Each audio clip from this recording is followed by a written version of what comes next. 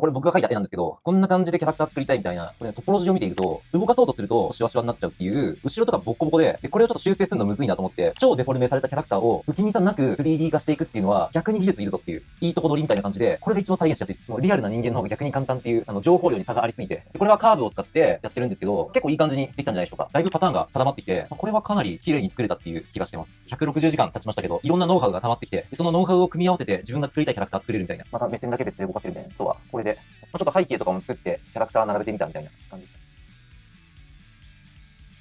はい、今日からですね、ブレンダーでキャラクターモデリングのね、勉強を200時間勉強して記録取っていきたいと思います。前回の動画でキャラクターのね、アニメーション、動かす練習ですね、を200時間やったんですけども、で、その時に思ったのが、自分で作ったキャラクター動かしたいなとか、8頭身ぐらいのキャラクターでアニメーション作る練習したんですけど、それ結構むずいな、みたいな。時間かかるな、みたいな。のを思ったので、2頭身から3頭身ぐらいのデフォルメキャラみたいなのを作りたいなって思ったんですよね。それにちゃんとリギングとかも加えて、アニメーションさせやすいようなキャラクターを、ちゃんと自分で一から作れるようになりたいみたいなね、思いましたので、今回はね、キャラクターモデリングに集中してやっていきたいと思います。で、今のところ僕のブレンダー歴は、800時間ぐらいなんですけど、でその内訳が、そのジオメトリーノードで環境とかエフェクト作ったりとか、あとはそのアニメーションを動かす練習とかがほとんどだったので、意外とモデリング触ってないんですよね。ブレンダー触り始めてほんと最初の100時間とかそのぐらいでモデリングして、それぶりみたいな感じですね。なので基本的な操作は分かってるけど、まだその教材に載ってるやつしか作ったことないみたいな、そんなレベルですね。で、そこから200時間でどのくらいできるようになるのかっていうのをね、今回記録取っていきます。で、その中で、多分苦戦するとことか出てくると思うんですけども、それをね、乗り越えた方法だとか、あとは、これ早く知っときゃよかったみたいなとことかもね、出てくると思いますんで、そういうのはね、共有していこうと思います。で、モデリングって、なんかめちゃめちゃ教材多いじゃないですか。ジオメトリーノードとか、アニメーションの勉強しようと思った時、もう教材がなくて、探すのが大変だったんですけど、モデリングは逆で、YouTube とか見ればね、教材もたくさん出てるので、どれがいいんだみたいなね、どれやったら間違いないんだみたいなので、なんか迷っちゃうと思うんですよ。なので、今回はね、無料、有料問わず、いろいろ試してみて、これは良かったなみたいな、そういうね、教材があればそれは共有していきたいと思います。僕は別に無料にこだわるつもりはないので、気になるやつはね、もうガンガン課金しまくって、やってみて、これは良かったみたいなのは紹介していきます。これは良くなかったっていうのはね、その教材を作った方に申し訳ないので、それは言わないですけど、良かったやつは紹介していきます。ということで、これからね、キャラクターモデリング200時間始めていきたいと思います。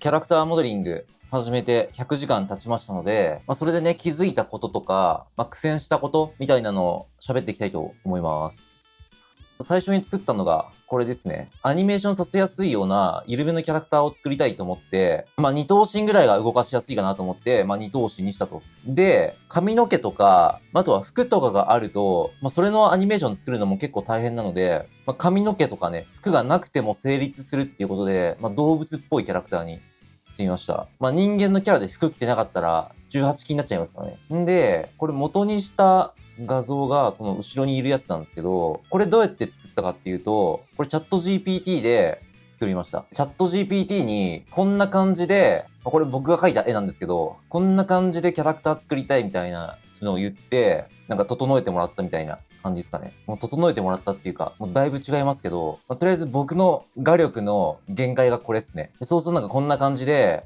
いい感じに調整してくれるんですよ。目がね、真っ黒になっちゃったりするんで、白目も入れてとか、そういう指示をしていくと、白目も加えてくれてみたいな。目をもっと大きくしてみたいなこと言うと、なんかちょっと潰れちゃってるんですけど、こういう感じの絵にどんどん修正してくれるという感じですね。で、なんか画面が見切れちゃってたんで、全身を画面に収めてとか言うと、ちゃんと画面の中に収めてくれるという感じですね。こんなやりとりを何度か繰り返していって、色は白っぽくみたいな。で、水色の淡い感じの色にしてみたいな感じで言ったら、こんなんが出てきて、で、あと三面図にしてみたいな指示もして、やってあげたら、こんな感じの画像ができましたよ、みたいな。で、この後も何度かいろんな画像を出したんですけど、これが一番いいかなと思って、これを参考資料にして作ってたのが、こっちのキャラクターですね。で、これ割といい感じにできたかなと思ったんですが、自分が想像してたキャラクターっぽいな、みたいなのを思ったんですが、これね、トポロジーを見ていくと、こんな感じになってるんですよね。はい、こんな感じ。トポロジーって、こういう面の流れのことなんですけど、トポロジーっていうのは結構重要で、このトポロジーがね、この面の流れが、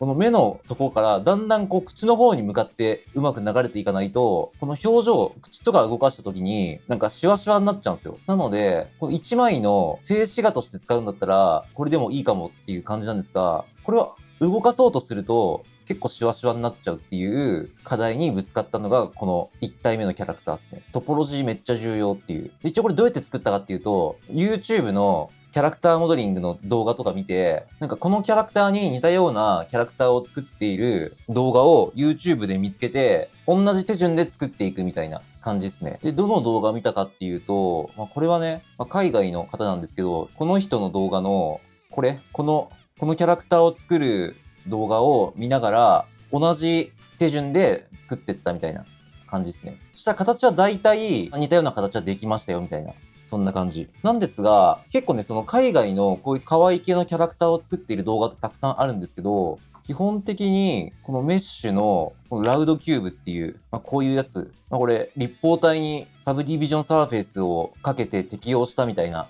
のと同じような状態なんですけど、この形からなんかこんな感じで輪郭を合わせてって、で、目の部分に、こんな感じで面を挿入して、こんな感じで押し出してこの目の形を作っていくみたいなパターンが多いんですよ。さっきの動画以外にも目の形作る動画とか、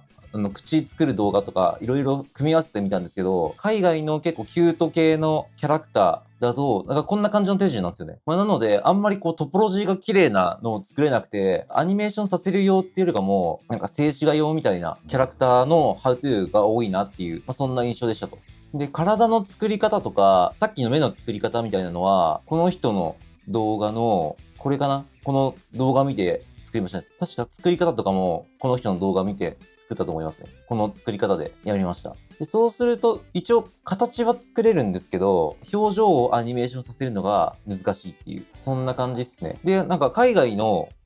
こういう可愛い系のキャラクターを作ってる人は、だいたい最初このラウンドキューブっていうやつから始めてましたね。で、これは最初初期では入ってないので、これですね、エクストラメッシュオブジェクトっていう、アドオンを入れないと出てこないですね。このキューブは。で、次に作ったのが、このキャラクターですね。で、これはオリジナルじゃなくて、この動画ですね。この方が解説している、この動画を見て作ったやつですね。で、なんであれ参考にしたかっていうと、さっきの課題が、表情を動かせないっていうのが課題だったので、次はちゃんと動かせるように、このトポロジーとかも意識して、ちょっとその勉強として作ったみたいな感じですかね。なので、こっちのキャラクターだと、ちょっと表情を動かせます。ベロしまい忘れちゃってるんですけど、こんな感じでちょっと表情を動かせますね。で、オートリグプロで一応リギングもしてあるんで、一応動かすことも可能です。で、これ作って思ったことなんですけど、これセルルック調にしてみたんですが、セルルック逆に難しいかもって今思ってて、それがなぜかっていうと、1個目はこの影ですよね。影が結構いい感じに入れ続けるのっていうのが結構むずくて、今、光の位置とかによっては、こういう変な影入っちゃうんですよ。こういうなんかギザギザみたいな変な影。なので、セルルック系のキャラクターでアニメーションさせるときって、変な影にならないように、このライトをちょっとずつ調整したりとか、あとはこの影がシワにならないようにする方法とかもあるんですけど、それ結構重くなっちゃったりとかして、なんかセルルック調はセルルック調って結構大変だなって思ってるんですよね。はい。リアル調のやつだと影とかそんな気にしなくても変な影入んないんですけど、こういうセルルック調はどうしてもこの角度とかで見た時にめっちゃ気持ち悪い線入るじゃないですか。こういうのがあるなっていうのが一個と、これ今輪郭線あると思うんですけど、この輪郭線の入れ方っていうのは何パターンかあって、これはどうやって入れてるかっていうと、このフレネルっていうのを使って入れてるんですよ。これね。ちょっとわかりやすいように黒にすると、これ使って入れると、なんかいい感じに見えるとこもあるんですけど、変な入り方しちゃったりとかして、逆に違和感あるなみたいな。色を薄くしたりとかして、なんかあんま太く入りすぎないよとかにしてとかやるとちょっと馴染んだりするんですけど、この他にも、ソリッド化っていう厚みを出してラインを入れる方法とか、あとはラインアートって言って、なんかカメラアングルで見たときに輪郭に線が入るような方法とかもあるんですけど、で僕の中で今、セルルック逆に難しい説あって、変にセルルックにすると逆に不気味になっちゃうっていう現象が今生まれてるんですよ。この辺のラインとか意味わかんないじゃないですか。という感じ。この不気味さをなくしていく作業の方がもう逆に大変なんじゃないかと思ってます。で、3つ目に作ったのがこれで、これはさっきのキャラクターの作り方を真似して作ったみたいな感じなんですが、もうこれはちょっと下手くそすぎて、ここでやめました。正面から見たトポロジー、面の流れはいいかもしれないですけど、後ろとかボッコボコで、これをちょっと修正するのむずいなと思って、もうやめました、これは。で、なので、ちょっとこれ、ちゃんとこのトポロジーをうまく流せるような練習、先に必要だなと思って、オリジナルキャラ作るのはやめて、モデリングのハウトゥーを見て一回やり直そうと思って、で、次に作ったキャラクターが、これですね。これはですね、このコロソっていうサイトの、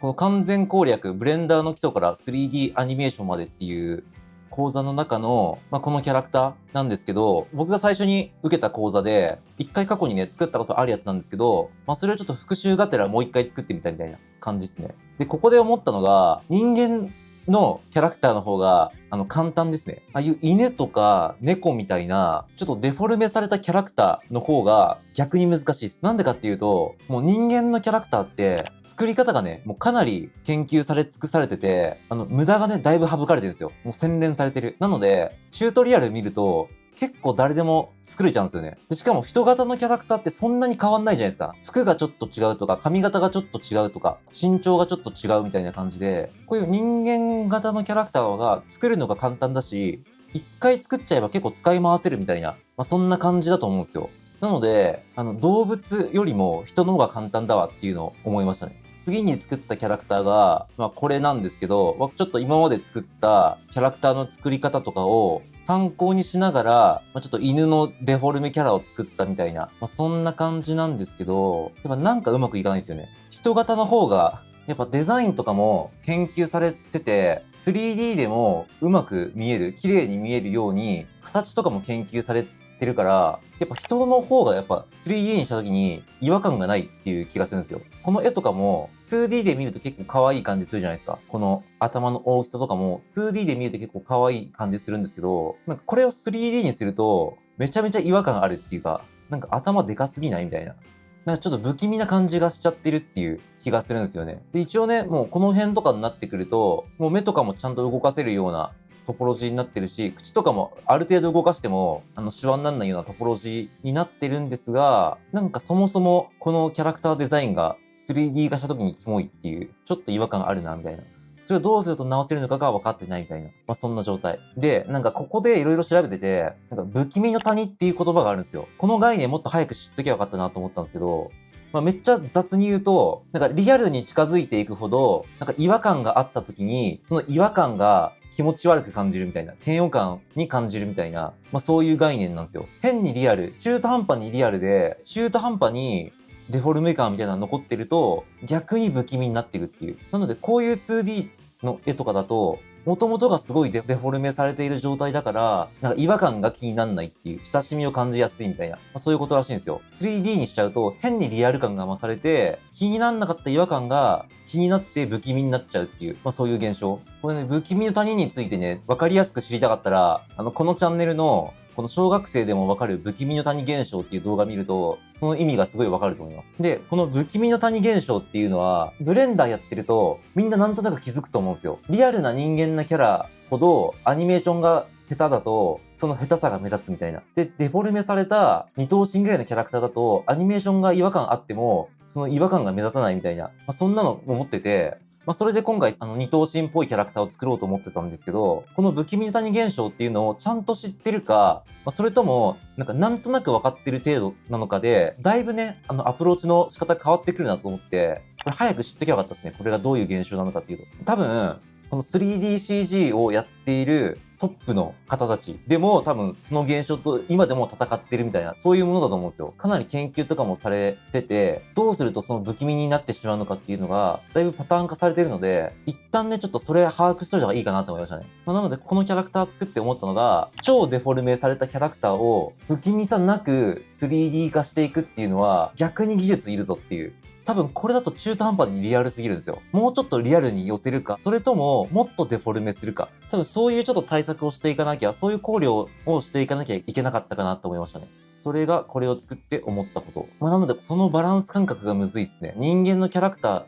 ていうのは、その辺をね、徹底的に研究されまくってるから、多分違和感が出づらいんだろうな、みたいな。そんなのを思いました。ってことで、次に臨んだのが、人のキャラクターのチュートリアルを見ながら、違和感が出ないキャラクターってどんなキャラクターなんだろうっていうのを学ぼうと思って、人型のキャラクターをね、ちょっと練習しました。で、このキャラクターはですね、この方ですね、ふさこスラッシュ 3D 自習室っていうチャンネル名で、この顔のモデリングの再生リスト見て、真似して作ったっていうのが、このキャラクターですね。はい。これね、後ろのこういう参考画像とかも配布してくれてるんで、親切な解説動画ですね。人間のキャラクター作る系のチュートリアル何個か見たんですよ。これ以外にも、有料のやつとかも見たりとかしてみたんですけど、このふさこ 3D 自習室さんのモデリングの仕方が一番再現性高いですね。真似しやすいっていうか、作りやすいです。で、この人間のキャラクターの頭の作り方って、僕が見た中で3パターンあって、1個目が、こういう立方体から始めてって、で、これを頭の形にしてって、で、最初に説明した目のところを穴開けたりとか、口のところを穴開けたりとかして、トポロジーを整えていくみたいなパターンが1個と、あとは、最初にこの目の部分、このサングラスっぽい形を作って、で、次にこの口のところを作って、その2つをこうつなげていくみたいなパターンが、2つ目であると。で、3つ目は、こういう平面のお面を作るみたいな。こういう平面のお面を作ってから、そっから、なんかこんな感じで立体にしていくみたいな。だいたいこの3パターンなんですよ。一番再現しやすいのが、このふさこ 3D 自習室さん方式のサングラス作って、口作って、それをつなげて作るっていうのが一番再現しやすかったですね。なんかそれぞれ特徴があって、立方体から始めると、この綺麗なフォルムを作りやすいんですけど、立方体から始めちゃうと、このトポロジーを作るときに、めっちゃごちゃごちゃになるっていう、そこが難しいんですよね。で、トポロジーなんで難しいかっていうと、なんかこんな感じで三角形があるとダメなんですよ。この口の周りとかに、基本的に。これがあると、そこにシワができちゃうみたいな感じで、三角形を作らないように四角形でうまく流していくみたいなのが、重要なんですけど、このね、三角形をなくしていくっていう作業がめちゃめちゃむずいです。形は綺麗になりやすいんだけど、この辺の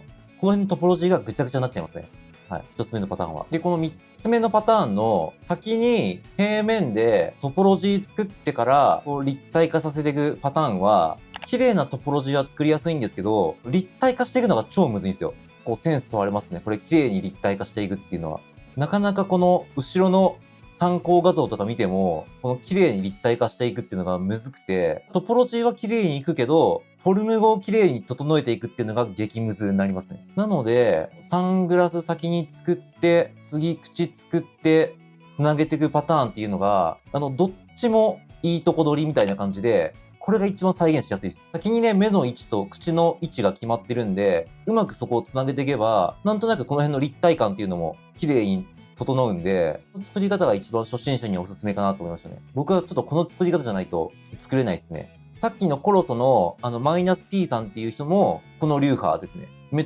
作って口作って繋げていく系の流派ですね。その流派の人はめっちゃ再現しやすいです。この方の、このモデリング初級から中級者向けチュートリアルは、難易度とかもめちゃめちゃちょうどいいですね。初心者でもギリ再現できるぐらいの難易度なんで、難易度設定もめちゃめちゃちょうどいいし、で、中身もわかりやすいし、情報量とかも超多いです。なんか有料の講座では習わなかったテクニック、しかもそのテクニックがあるともっと簡単にできるみたいな、そういうテクニックを、なんかこの動画を見て初めて知るみたいなのが結構多かったですね。多分無料、有料含めて、多分一番いい教材を提供できてる気しますね。しかも日本語だしね、ここに来て初めて日本語のチュートリアルを見た気がします、僕は。という感じ。で、特に、このモデリング以外でも、リギング系のチュートリアルめっちゃわかりやすいんで、なんかウェイトペイントとかその辺で苦戦してる方は一旦これ見た方がいいですね。これ最初に見ときゃよかったなと思いましたね。で、体の作り方っていうのはトポロジーを気にしなきゃいけないっていう感じでもないので、体の作り方はどのチュートリアルを見ても結構再現できるなっていう感じ。ただ、これね、ブレンダーのバージョンが多分 3. 点いくつとかで、今僕が撮影している最新版が多分 4.4 とかなんですよ。で、ブレンダーってすぐね、バージョンが変わって、バージョンが変わると UI とかショートカットとかが、どんどん変わっていくんですよ。で、このチュートリアルが2年前なんですけど、2年でだいぶ変わってるんで、このチュートリアル見てて、なんかうまくいかないぞみたいな、あるはずのものがないぞってなったら、一旦バージョンアップで変更してないかっていうのを調べた方がいいですね。ショートカットとか結構変わってます。僕がブレンダー始めた時っていうのは、もうすでにね、ブレンダーのバージョンが 4. 点いくつからっていうところから始めたんですけど、そこでめちゃめちゃ苦戦したので、バージョンの違いで。これ一旦つまずいたら、まずバージョンによる違いじゃないかっていうのを疑った方がいいですね。次作ったのが、もう途中でやめちゃったんですけど、この後ろの画像、これもチャット GPT で出したんで、なぜか背中にハンバーガーの絵が描いてあるんですが、このモデルを、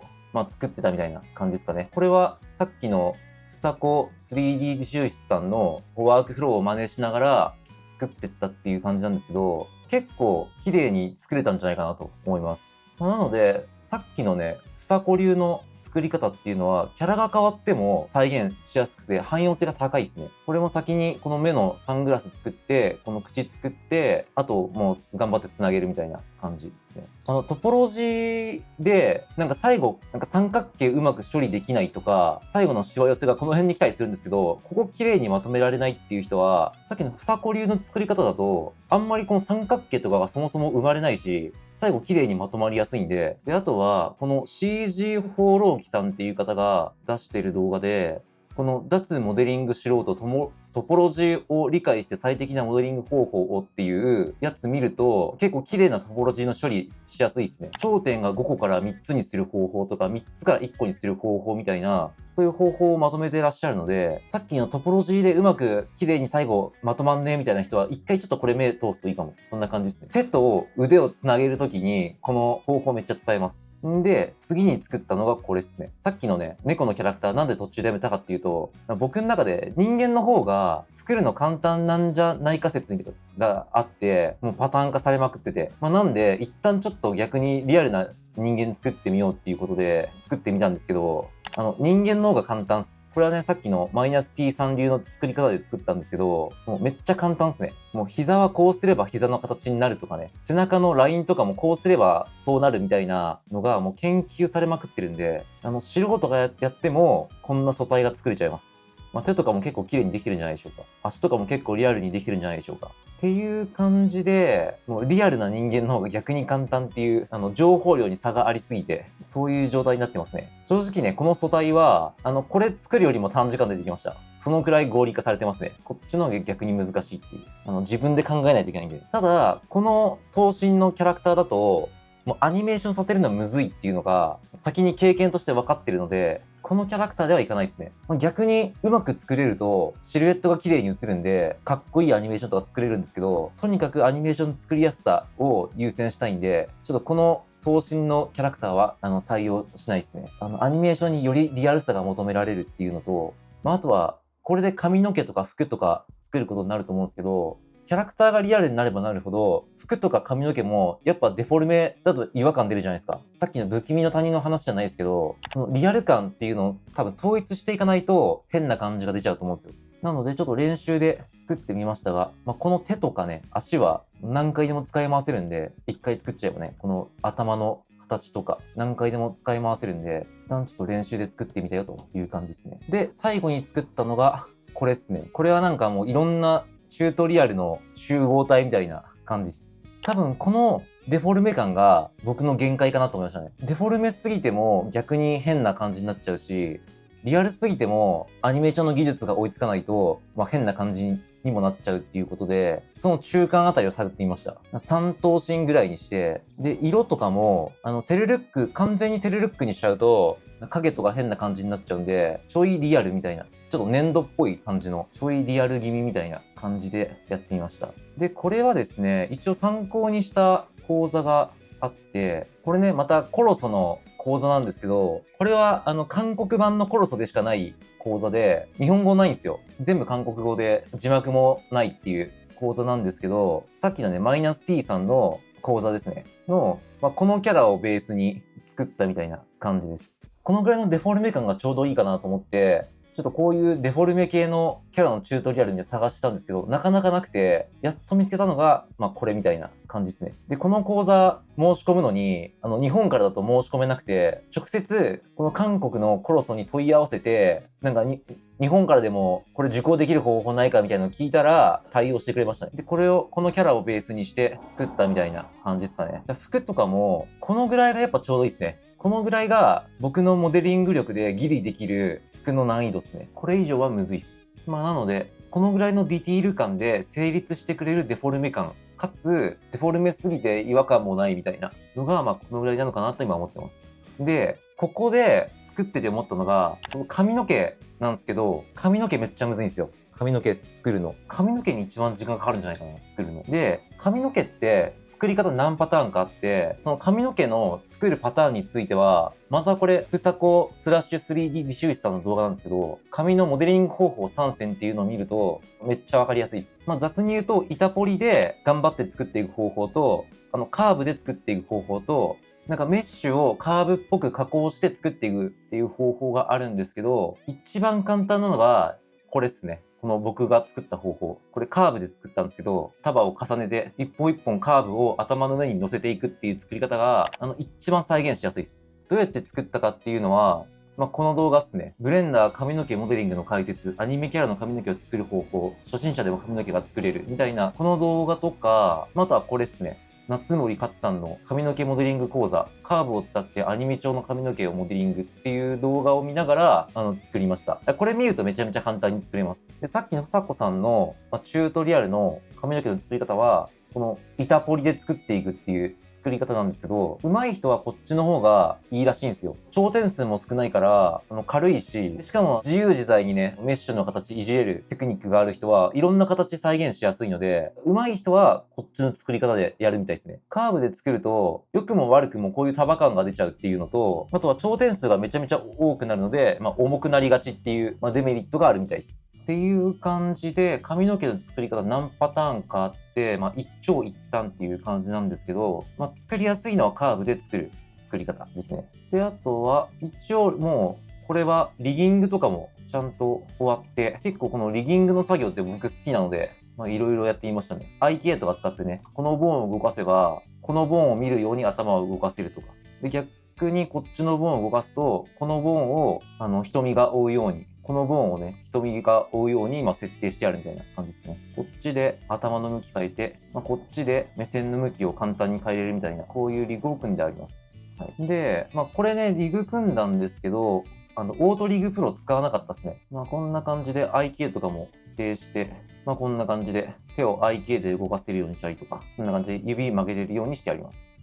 で、なんでオートリグプロ使わなかったかっていうと、オートリグプロを使うと、ウェイト調整がうまくできなくて、この肩の曲がり方とか、変になっちゃうんですよね。で、調整の方法多分あるんだろうけど、ウェイト調整とかしてもうまくできなくて、このぐらいのデフォルメキャラだったら、もう自分でリグ組んだ方が、もう逆に簡単だなと思って、オートリグプロ使わなかったですね。で、あとは、オートリグプロ使うと、表情うまくリギングできなくて、こういう目がでかいデフォルメキャラだと、うまくできなくて、で、表情は結局自分で組んだ方が、やりやすいみたいな感じなので、オートリグプロいらなかったかもって思ってますね、今のところ。今もうこれしかボーンがないんで、そんなに大変じゃないんですよね、リグ組むのも。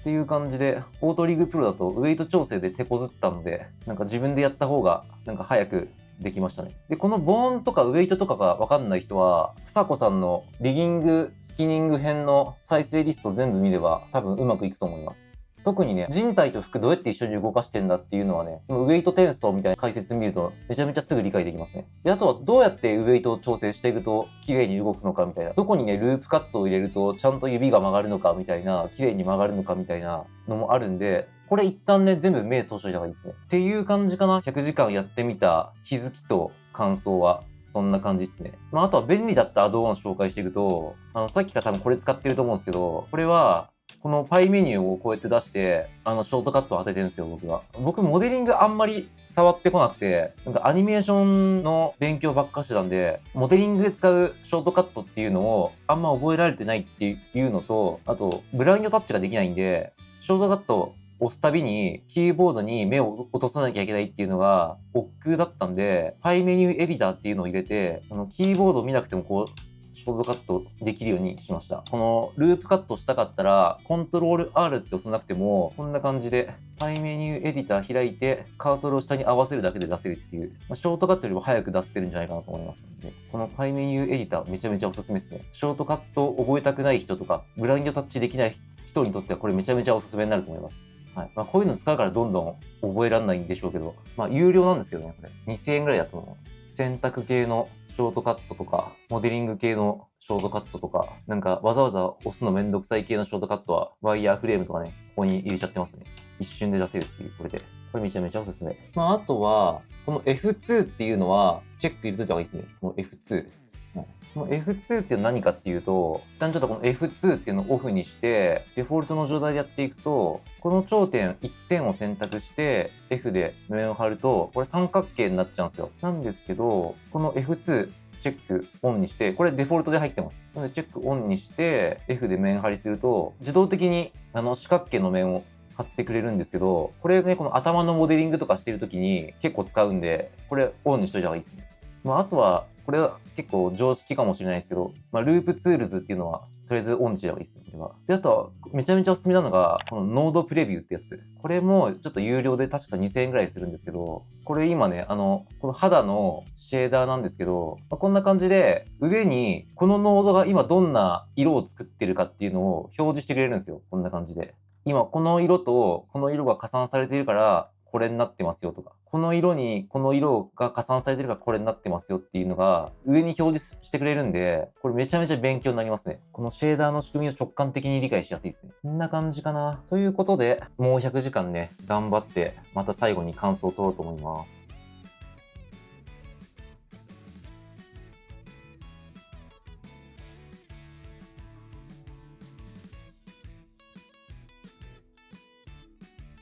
後半でね、一発目でやってみたのが、まずこれですね。すでに作ったモデルの髪型を変えてみるっていうね、練習をしてみました。なんか髪の毛下手くそだなと思って、ちょっとね、いろいろ動画見ながら練習してみました。で、これはカーブを使ってやってるんですけど、結構いい感じにできたんじゃないでしょうか。という感じで。で、色とかもね、いろいろシェーダーとかいじって、こんな感じの、ちょっとリアルなショートヘアみたいな感じですかね。次に作ったのが、これですね。センター分けのロングヘアバージョンみたいなのを作ってみました。これはですね、チャット GPT で髪の毛の練習したいからなんかお題出してみたいな指示をして、生成された動画を元に作ったみたいな感じですね。これがそのチャット GPT が作ってくれた画像なんですけど、こんな感じでね、背景に置きながら、これを参考に作るみたいな練習ですね。これ結構練習になるかも。チャット GPT にお題出してもらうみたいな。あとは実験でいろんな髪型試したりとか、表情とか輪郭とか変えたりとか試してみた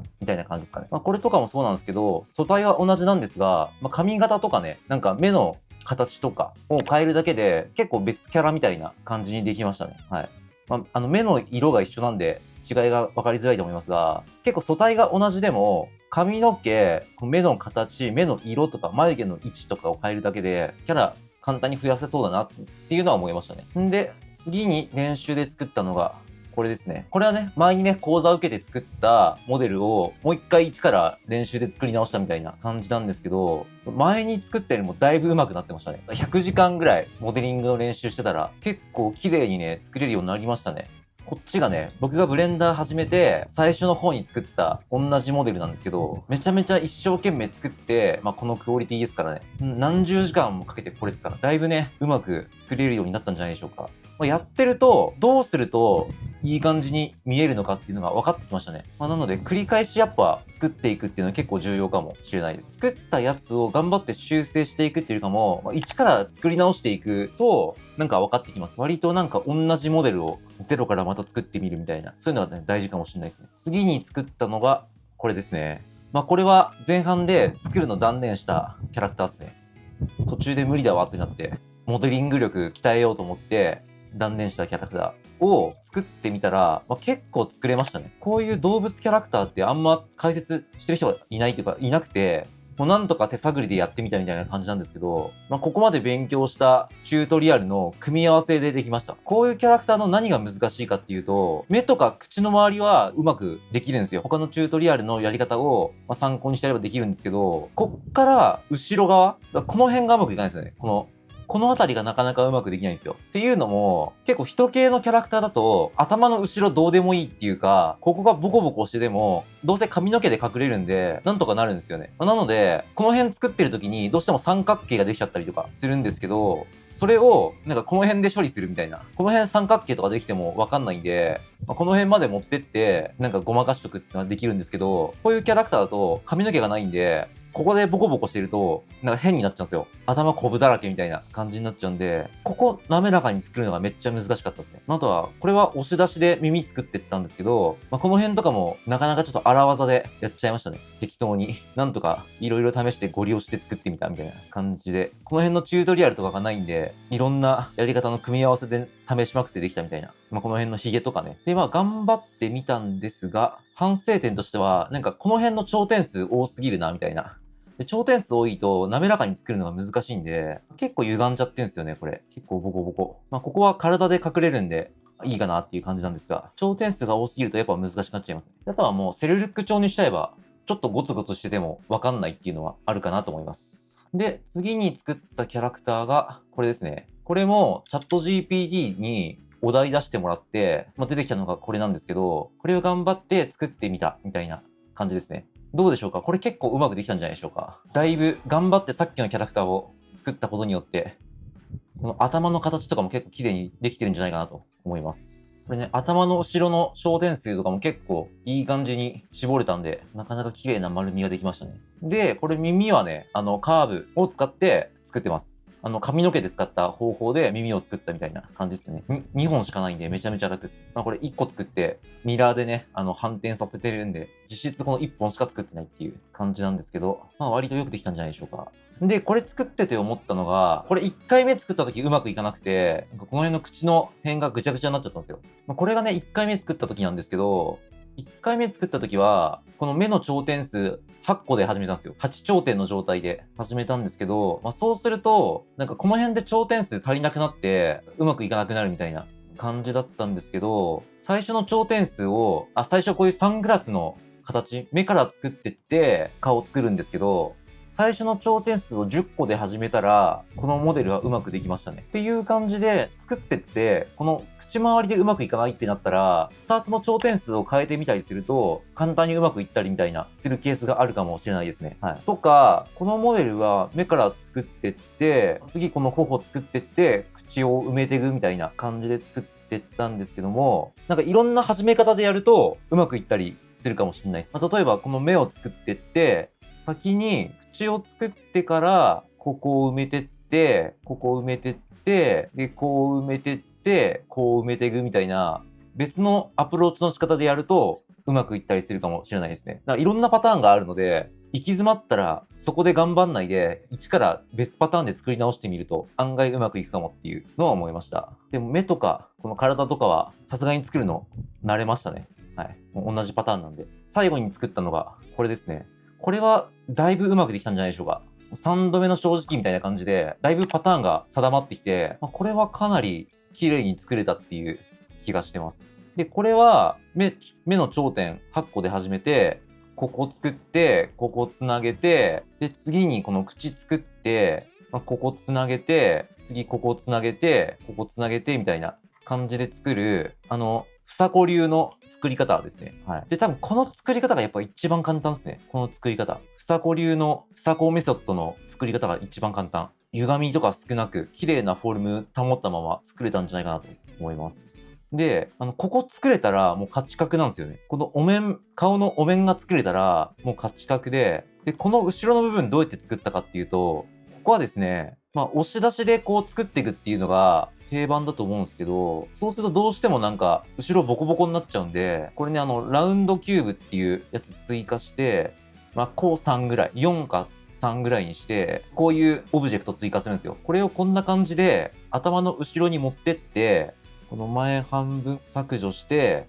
こことここの近い頂点をつなげていくみたいな。で、足りなかったら、ループカットで追加していくみたいな感じで、あらかじめ丸い立方体用意しておいて、それと、このお面をつなげていくみたいな感じでやったら、結構後ろも綺麗な感じにできましたね。ここができちゃえば、マジでなんとかなります。もう体とか、目とか、眉毛とか、それ以外のところは、もう大体同じなんで、どのキャラクターも。という感じっすね。今、キャラクターモデリング始めて160時間経ちましたけど、160時間経つとさすがにいろんなノウハウが溜まってきて、でそのノウハウを組み合わせて自分が作りたいキャラクター作れるみたいな感じになってきました。髪の毛とか服とかね、結構チュートリアルが充実してるんで、作りやすいっちゃ作りやすいんですが、こだわりがないと、なんかめんどくさいなって思っちゃいますね。なので、この雰囲気でちょっと練習していきたいかなと思ってます。であとね、40時間あるんで、あと1体ぐらい作ったら、シェイプキーですね。表情のアニメーションとかも作って、ちょうど200時間終わるかなっていう感じですかね。その練習をしていきたいと思います。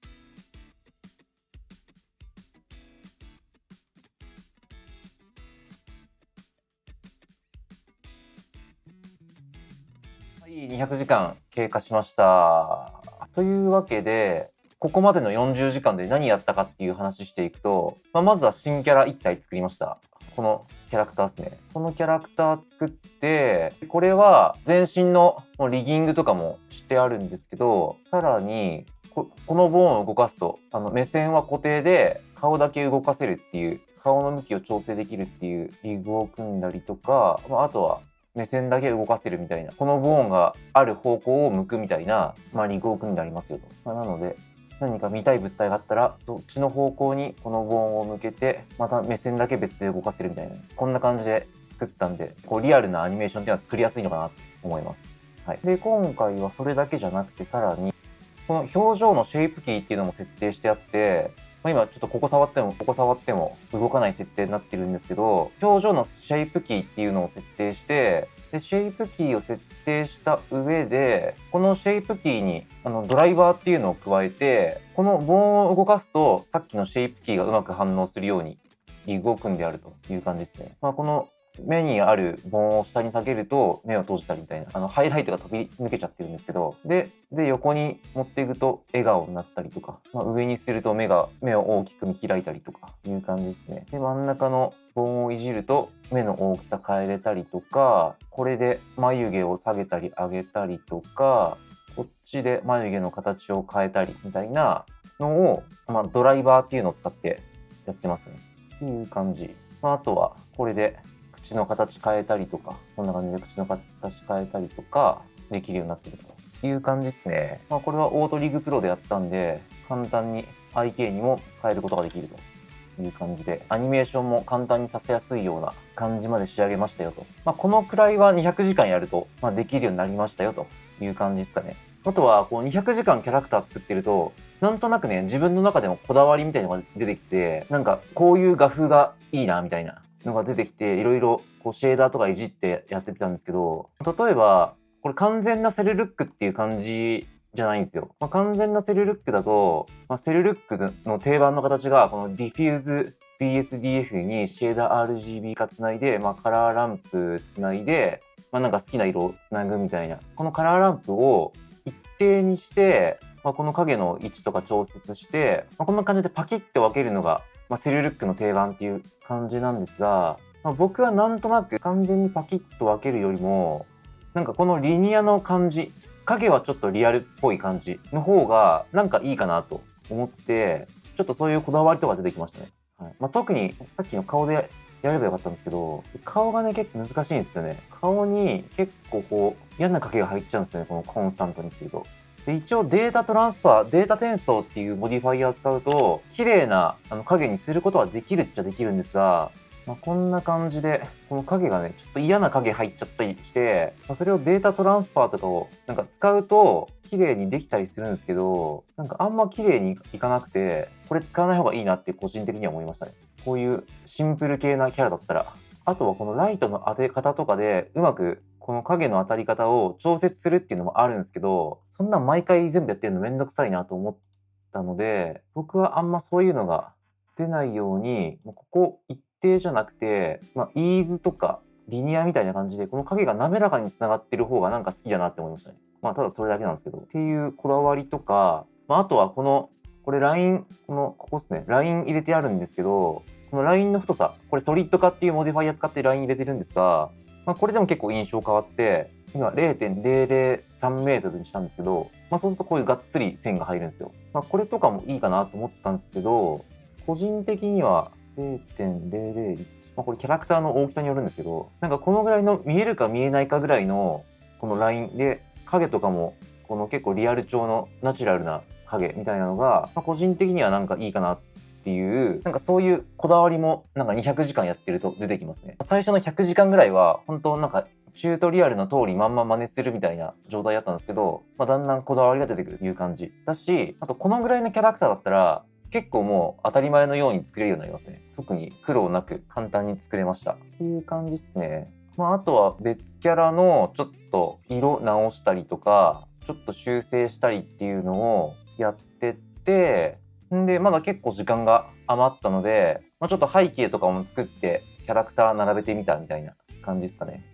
カメラ越しで見るとこんな感じで作ってみましたという感じです。こうやってなんか背景とか作って、その自分の作ったキャラクターを並べてみると結構感動しますね。これ全部自分で作ったんだとか思うと、めちゃめちゃ上達したなっていう気がしますね。人間のキャラとかも作ろうと思ったんですけど、なんか世界観的にもう人間のキャラとかいない方がいいかなと思って、人間のキャラは配置しなかったですね。っていう感じ。はい。実はね、この背景とかも一応ジオメトリーノードでこう動かせるようになってたりとか、葉っぱが揺れてたりとか、落ち葉が落ちるみたいな、そういう設定もこれジオメトリーノードでやっています。これやるとめちゃめちゃ重くなるんですけどね。背景とかも作ってみたんですが、これ背景作るのもまた楽しいですね。なので次はちょっとこのアニメ調の背景作りっていうのをちょっと勉強したいなって思っちゃいましたね。これも全部 YouTube でね、チュートリアル解説されてるやつを元に作ったんですけど、今度はちょっと背景作りに興味が出てますね。で、特にちょっとこのアニメ調、日本のアニメ調、言ったらこれジブリっぽいアニメ調みたいな、なんかそういうジャンルの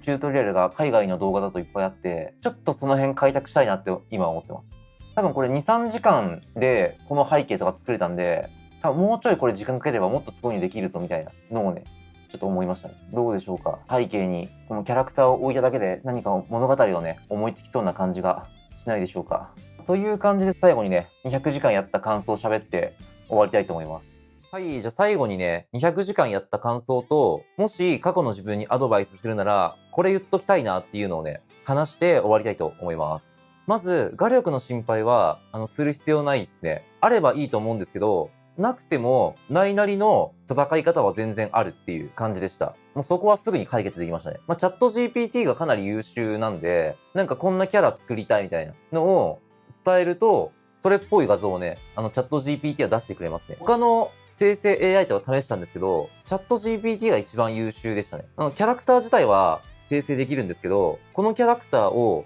3面図にしてとか、あとは T ポーズにしてみたいな、そういうのが他の AI だと全然うまくいかないんですけど、チャット GPT はいけましたね。チャット GPT は参考資料系の画像を出すのめちゃめちゃ強いみたいです。なんですけども、なんかざっくりとしたそれっぽい画像っていうのを出すのめちゃめちゃ強いんですけど、なんかこの